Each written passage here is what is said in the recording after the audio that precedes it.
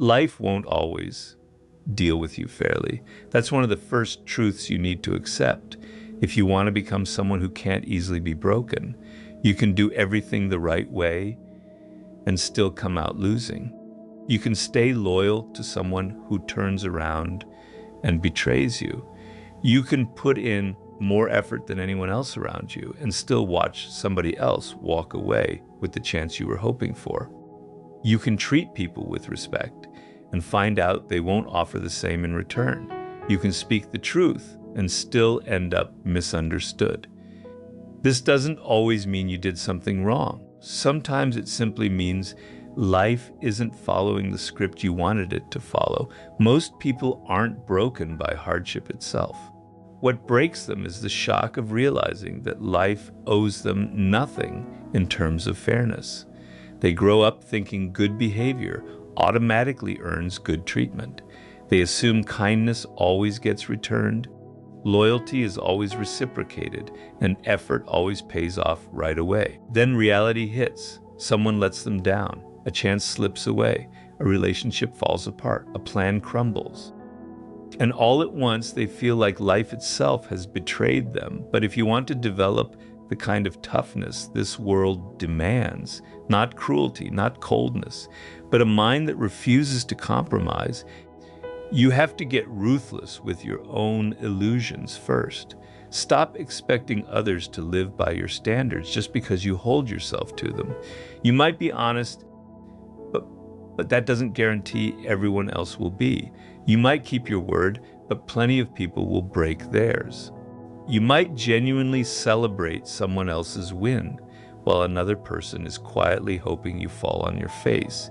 You might give someone a second chance while they use it to repeat the exact same mistake. Your task here isn't to grow bitter over any of this. Your task is to see it for what it truly is. Clarity itself is a form of power. Once you let go of expecting fairness from every single person, disappointment loses part of its grip on you. You start observing behavior instead of inventing excuses for it. When someone keeps disrespecting you, you stop wondering why they can't grasp your feelings and start noticing the pattern instead. When someone keeps taking without ever giving back, you stop labeling the relationship fair just because you wish it were true. When an opportunity vanishes, you stop spending months asking why you deserve better and start asking what move comes next. None of this means turning suspicious of everyone around you. That isn't strength at all. Cynicism is really just another version of weakness, since it lets your past experiences dictate your future choices. Real toughness means staying open to good people while no longer being blind to bad patterns. You can trust someone without being naive about it. You can be kind without letting yourself be easily used. You can forgive without handing someone unlimited access back into your life. Think about rejection for a moment. Most people treat rejection like a final verdict on who they are. Someone tells them no, and right away their mind starts writing a story. I'm not attractive enough. I'm not successful enough. I'm not worth it. But rejection doesn't actually carry that kind of weight. All it really tells you is that one person, one chance, or one situation didn't line up with you. It can still sting, but the sting doesn't make the story true. The same idea applies to failure. When something falls apart, look at it honestly, instead of turning it into proof about your entire character. Maybe your preparation wasn't strong enough. Maybe the strategy was off. Maybe your timing was wrong. Maybe things outside your control got in the way. Whatever the cause, pull the lesson out of it. A ruthless mind never lets pain go to waste. It studies it instead. This is also why you need to be careful with criticism. Some criticism holds real truth inside it. Some criticism is really just someone else's insecurity talking. If a person points out a weakness that genuinely exists in you, be grateful reality showed it to you and go fix it. But if someone attacks you simply because your growth makes them uneasy, you don't have to take their words as fact. Learn to tell useful feedback apart from emotional static, and stop waiting for everyone to understand the path you've chosen. As you grow more disciplined, some people might start calling you extreme. As you set boundaries, someone might accuse you of changing into a different person. As you stop chasing approval, the people who once benefited from your need for it may suddenly grow uncomfortable. You don't owe anyone a return to your old self just because they liked you better that way. Life will test you through uncertainty, letdowns, rejection, failure, and change you never asked for. You can't stop these experiences from showing up, but you do control the meaning you attach to them. You can let them prove that the world is against you, or you can turn them into information that makes you sharper. There's a real difference between saying, the world is unfair, so none of this matters, and saying, the world is unpredictable, so I'll get myself ready. The first mindset breeds helplessness. The second builds real strength. You can't control whether someone respects you, but you can control the standards you hold yourself to. You can't control when an opportunity shows up, but you can control whether you're ready when it finally does. You can't control whether someone chooses to stay in your life, but you can control whether you abandon yourself trying to hold on to them. You can't control every result, but you can always control how you respond. That's exactly where your power starts. Get ruthless with the fantasy that everyone will treat you fairly. Look at reality without bitterness. Accept disappointment without giving up, and take a lesson from every experience without letting it define who you are. Because the moment you stop demanding the world protect you, that's the moment you can finally start building the strength to protect yourself. And that fight begins with the weaknesses living inside you. Once you accept that the world isn't going to shield you, you're forced to face a harder truth. Sometimes the person most responsible for keeping you stuck is you, not because you lack ability, but because you've gotten used to bargaining with the very habits that keep you from growing stronger. You tell yourself you'll start tomorrow. You promise yourself this is the last time you'll put up with disrespect. You already know what needs doing, yet you keep finding excuses because comfort feels easier than change. This is where you have to get ruthless with your own weaknesses. Ruthlessness doesn't mean hating who you are. It means refusing to keep striking deals with the parts of you that quietly sabotage your own future. If procrastination keeps wrecking your progress, you can't keep treating it like some harmless quirk. If fear keeps stopping you from taking the action you need to take, you can't keep dressing avoidance up as caution. If people-pleasing keeps making you give up your own boundaries, you can't keep calling that kindness. You need to get brutally honest about the patterns shrinking your life. Most people want the payoff of discipline without ever wanting the discomfort that discipline requires. They want confidence without ever facing their fear. They want respect without ever learning to set boundaries. They want success without giving up the habits, keeping them comfortable. They want a stronger future while still protecting the weaker version of themselves who built the present. You can't have it both ways. Every single time you pick comfort over what you already know you should do, you strengthen the habit of avoiding it. Every time you break a promise made to yourself, you're teaching your own mind that your word carries no weight. And when you keep ignoring your own standards over and over, your confidence starts to fade. Not because someone stole it from you, but because you stopped trusting yourself in the first place. Self-trust gets built through action, nothing else. If you tell yourself you'll wake up early and then keep hitting snooze, the real problem isn't just the missed morning. You're teaching yourself that your own intentions don't actually mean anything. If you decide to start exercising and keep inventing reasons not to, You're reinforcing the belief that discomfort has more say over you than your own goals do. If you promise yourself you'll stop chasing people who disrespect you, then go running back the moment they toss you the smallest bit of attention, you're teaching yourself that loneliness scares you more than humiliation does. At some point, the negotiating has to stop. You don't need to be perfect. You need to be consistent. You're going to fail sometimes. You're going to have weak days. Your motivation will disappear now and then. There will be moments you slide right back into old patterns. Real ruthlessness means refusing to let one failure turn into your whole identity. You correct course and you keep going.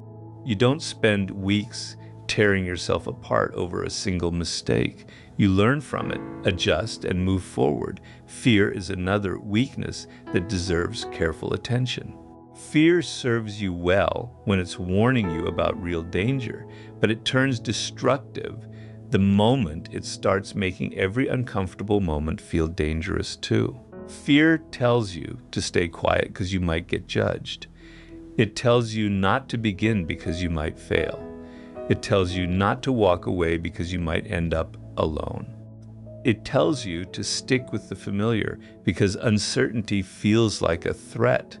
If you listen to every single one of those messages, your whole world starts shrinking around you. You have to learn the difference between danger and discomfort. They are not the same thing at all. Discomfort often shows up right when you are growing. Fear can appear before a big decision. Nervousness can show up right before you take a risk. You don't have to get rid of these feelings before you act. You just have to stop letting them run the show automatically. The same thing goes for your need for approval. If your choices always depend on what other people might think, you're letting invisible opinions steer your entire life. Someone might criticize your goals. Someone might laugh at your ambition. Someone might not get why you change direction. If your whole path shifts every time someone disapproves, you don't actually own your life. You need to get ruthless about your need to be understood by everyone around you. You should still hear out reasonable criticism. You should still be able to admit when you're wrong. But you should never give up your goals just because someone else feels uncomfortable with them. Your future can't be built by a committee. Discipline also means doing ordinary things again and again. Real strength is rarely built through one big dramatic moment. It's built through thousands of small choices that nobody ever sees, showing up to work even when you feel no motivation, practicing even when your progress feels painfully slow, saving money when spending it would be so much easier, studying when there's entertainment right in front of you, walking away from a fight when your ego wants to fire back, saying no when saying yes would make someone happier for a moment. These moments might seem small, but they shape who you become.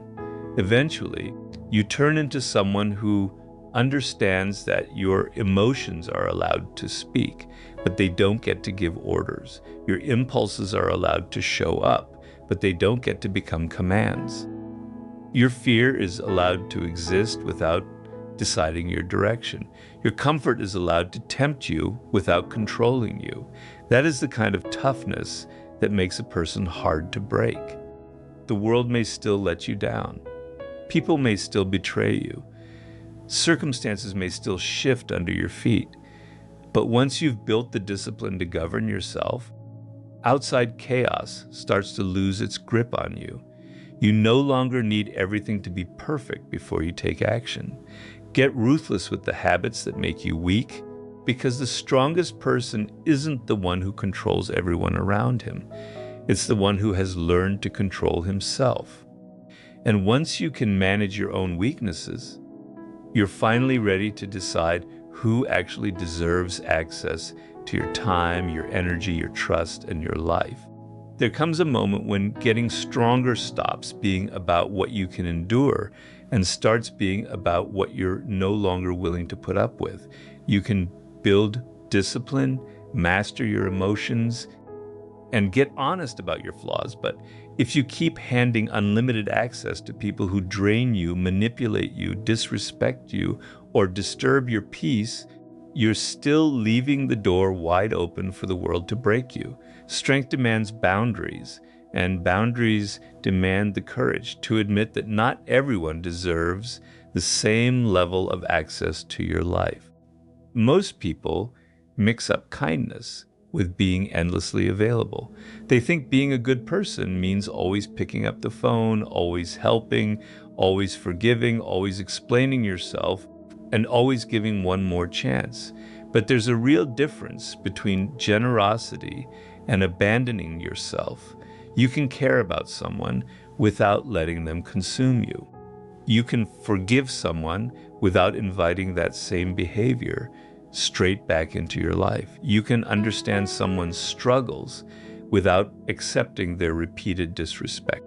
This is exactly where ruthlessness becomes necessary. You have to get ruthless about who gets your attention. Attention is one of the most valuable things you own, because wherever your attention goes, your energy follows right behind it. If you spend hours arguing with someone who only wants to provoke you, you've just handed them control over your mind. If you constantly check up on someone who makes you anxious, you've let their behavior take over your thoughts.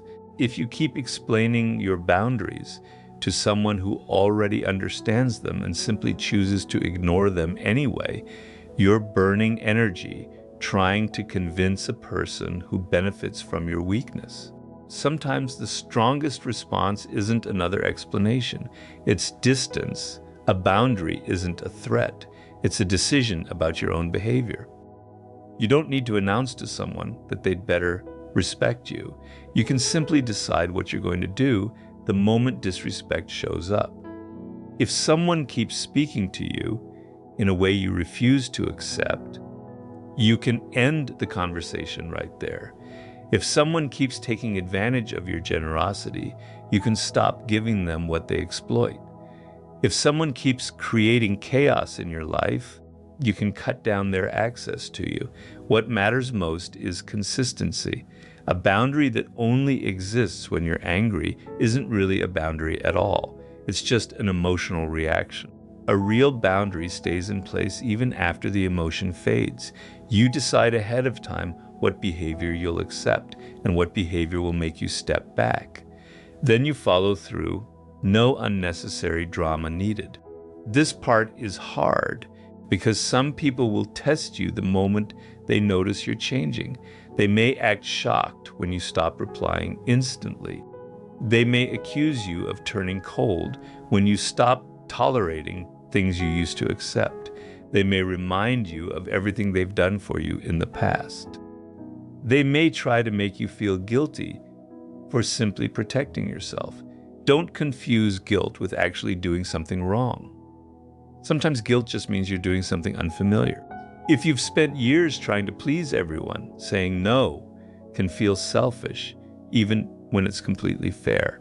If you've always been available to everyone, creating a little distance can feel cruel, even when it's necessary. Your emotions might push back against this new standard because they're used to the old one. This is exactly why you need to judge people by their behavior, not their promises. People can say they respect you while continuing to cross your boundaries. They can apologize again and again without ever changing their actions. They can promise things will be different and then slide right back into the same old pattern. Listen to the words, sure, but measure them against what actually happens. A sincere apology eventually leads to different behavior. Without real change, an apology becomes nothing more than another loop in the same cycle. At the same time, don't get so guarded that you shut everyone out of your life. Being ruthless doesn't mean closing the world off. It means becoming selective. There are people who genuinely deserve your trust, people who support your growth, people who tell you the truth without trying to control you, and people who respect your boundaries even when they disagree with them. Those relationships shouldn't be destroyed just because other people have hurt you along the way. The goal isn't to trust no one. The goal is to trust wisely. You also need to let go of the idea that every relationship has to be saved. Some relationships simply reach their natural end. Some friendships turn unhealthy over time. Some connections belong to an earlier chapter of your life. Some people mattered to you once, but no longer fit the direction you're heading now. Ending a relationship doesn't automatically make you disloyal. Sometimes it just means you've finally realized that holding on costs more than letting go ever could. And when you do walk away, don't turn that decision into revenge. You don't need to humiliate anyone. You don't need to expose them. You don't need to make sure they regret losing access to you. The strongest boundary is usually a quiet one. You simply remove yourself from the situation and keep building your life. Revenge keeps you emotionally tied to the very person you claim to have left behind. Peace asks for something different from you. It asks for indifference to their reaction. Your time belongs to you. Your attention belongs to you. Your energy belongs to you. Your trust has to be earned. Your presence should never be treated like an unlimited resource. The world becomes far less able to break you the moment you stop giving every single person permission to reach the most vulnerable parts of who you are. Get ruthless about your access, your boundaries, and your energy. Not because you hate people, but because you finally understand that protecting your peace is part of protecting your future. And once you've decided who actually deserves access to you, the next challenge becomes learning how to stay calm when those people, or the world itself, try to provoke you. The world will eventually put your emotional control to the test. It might come through disrespect, rejection, betrayal, criticism, failure, or the sudden change in someone you once trusted. You can build boundaries and become selective about who gets access to your life, but if every provocation can still hijack your emotions, you're still exposed. A person doesn't need physical power over you to influence you. Sometimes all they need is the ability to make you angry, afraid, insecure, or desperate enough to act without thinking things through. This is why emotional control is one of the deepest forms of toughness there is. You have to get ruthless about what you let your emotions decide. Emotions are valuable sources of information, but they make terrible rulers. Anger might tell you a boundary has been crossed. Fear might warn you that something needs your attention. Disappointment might reveal that your expectations were off. But information is not the same as instruction. Feeling something doesn't mean you have to act on it right away. This distinction separates reaction from strength. Picture this. Someone insults you on purpose, right in front of other people. Your first urge might be to fight back instantly, raise your voice, or throw something back that cuts even deeper. But the moment you do that, they have learned something powerful about you. They now know they can control your behavior just by pushing the right emotional trigger. That insult may have only taken 5 seconds to say, but if you spend the next hour arguing about it, defending yourself, and replaying it over and over in your head, they have taken far more from you than those original 5 seconds.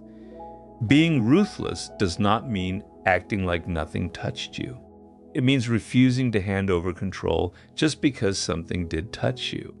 Stop, watch, then choose your next move, because that pause is exactly where your power lives. You are not required to respond to every single provocation that comes your way.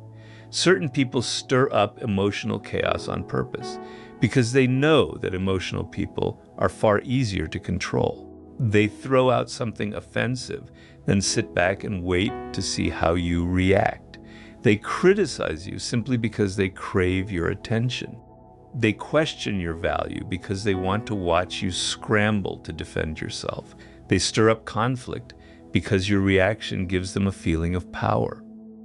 The moment you react without thinking, you become part of their plan. But the moment you stay composed, their whole strategy falls apart. None of this means you should put up with genuine disrespect or stay quiet no matter what happens. Staying emotionally steady is not the same thing as being weak. You can absolutely stand up to someone without losing your composure. You can look someone in the eye and calmly say, "Do not talk to me like that." You can walk away from a situation. You can hold a boundary firm. You can make a hard call when it's needed. The real difference is that your response comes from clear thinking, not from an emotional explosion. Anger actually becomes valuable the moment you turn it into useful information. Rather than asking, "How could they do this to me?" try asking, "What is this behavior actually telling me?" Instead of jumping straight to plotting revenge, ask yourself what response will truly protect your interests. Instead of trying to prove to everyone that you're not weak, ask what action would show that you respect yourself. These kinds of questions shift you out of pure emotion and into real strategy. The exact same idea applies to fear.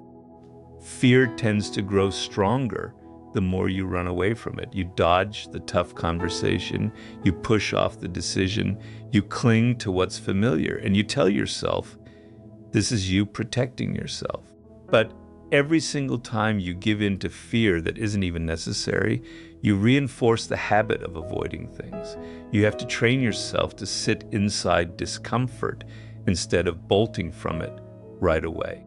Your heart is allowed to race while you stay calm on the outside. Your hands can tremble while you still take the action. Your mind can picture failure while your feet keep moving forward anyway. Courage was never about having zero fear. It's about refusing to let fear be the one making all your decisions. Emotional control matters just as much when things go well for you. Praise can turn just as dangerous as criticism if you let it shape your sense of identity. If a single compliment convinces you that you're better than everyone else, and a single insult convinces you that you're worthless, then you are handing other people way too much power over how you see yourself. Build your sense of self from the inside out. Know exactly who you are even when no one is clapping for you. Know your standards even when nobody is watching you. Know your direction even when nobody else can make sense of it. Once you do that, praise starts to feel nice instead of necessary, and criticism becomes useful information instead of something that tears you apart. This kind of emotional independence reshapes your relationships too. You stop needing instant replies to feel okay. You stop assuming that silence automatically means rejection. You stop writing stories in your head based on half the information. You stop making decisions that last forever based on feelings that are only temporary.